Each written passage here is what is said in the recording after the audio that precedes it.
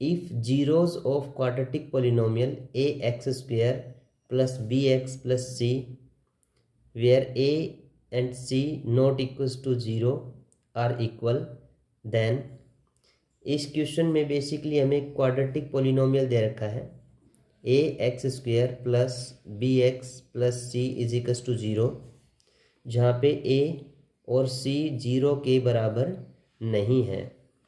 हमें find out करना है कि इन चार ऑप्शन के अंदर से कौन सा ऑप्शन करेक्ट है, और इसमें साथ में दे रखा है कि इसके जो जीरोज़ हैं वो इक्वल है।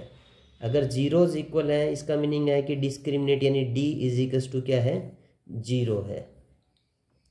अगर हमारे पास में डी की वैल्यू ग्रेटर देन जीरो होती तो यहाँ पे हमारे पास में अनइक्वल जीरोज़ आते, और अगर हमारे पास में डी की वैल्यू छोटी होती यानी स्मॉल जीरो, डी की वैल्यू जीरो से छोटी होती तो इमेजिनरी रूट्स होते, इमेजिनरी होता, और यहाँ पे क्या होता, अनइक्वल रूट्स होते हैं। तो इक्वल रूट्स दे रखे हैं यानी डिस्क्रिमिनेट की वैल्यू क्या है, बेसिकली जीरो के बराबर है।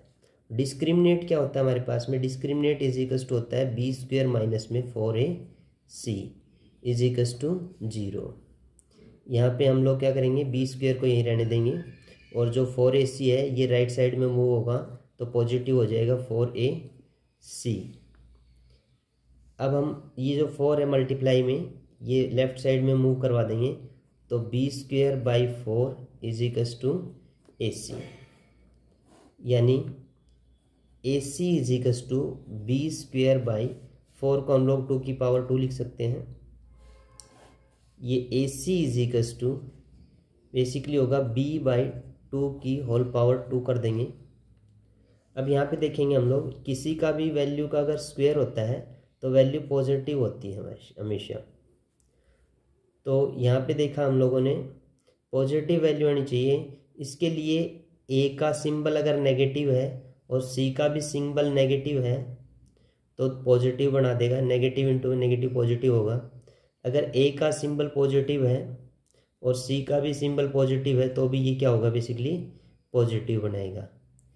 इसका कंक्लूजन ये होता है हमारे पास में कि ए और सी दोनों का सिंबल यानी साइन है वो क्या होना चाहिए, सेम होना चाहिए, जो कि ऑप्शन डी में दे रखा है c and a must have same sign, यानी ए का और सी का दोनों का साइन अगर सेम होगा तो यहाँ पे क्या आएगा हमारे पास में, पॉजिटिव आएगा। तो ऑप्शन डी एकदम करेक्ट होगा इसके लिए।